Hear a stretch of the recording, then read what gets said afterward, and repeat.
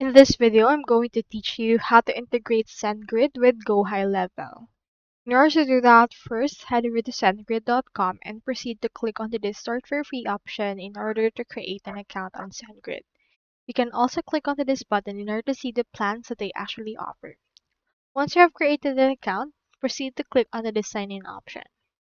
Next, head over to GoHighLevel and make sure to click on to this 14-day free trial in order to sign up for an account.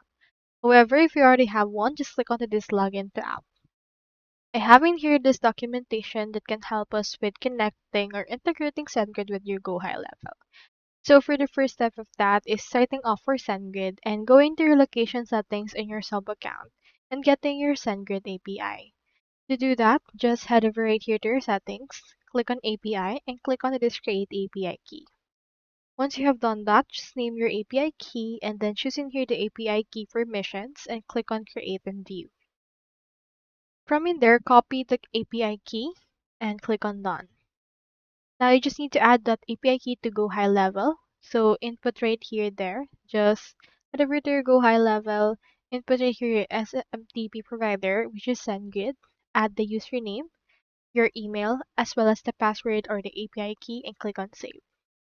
Now you just need to set up a two-factor authentication with SendGrid from there. So once you have set it up, head over and verify your SendGrid email account as a single sender. So head over to settings, sender authentication, and then click on the Get Started on the verify address. Now in there, just proceed to input right here your sender information and click on create.